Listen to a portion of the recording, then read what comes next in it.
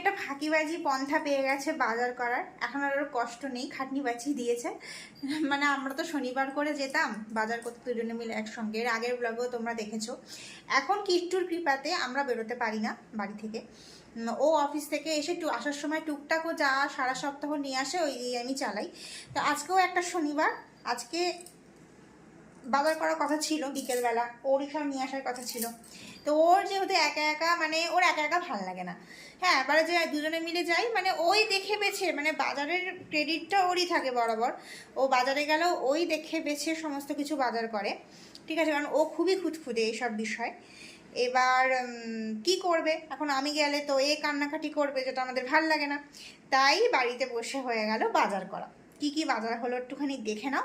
প্রচুর বাজার করে ফেলেছে।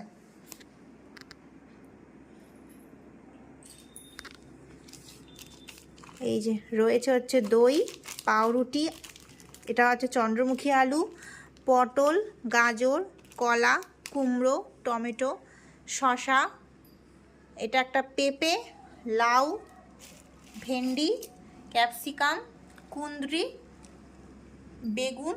আর তোমরা কুঁদরি খেতে কে কে পছন্দ করো? আমি বিয়ের আগে কোনোদিনও কুঁদরি খাইনি, বিয়ের পর কুঁদরি খাচ্ছি, আমার তো বেশ ভালোই লাগছে। আর এটা হচ্ছে পনির। আচ্ছা, এই ছিল আজকের বাজারের সম্ভার। বেগুন, কাঁচা লঙ্কা।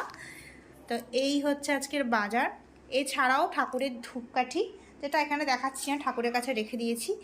এই হচ্ছে আজকে বাজার।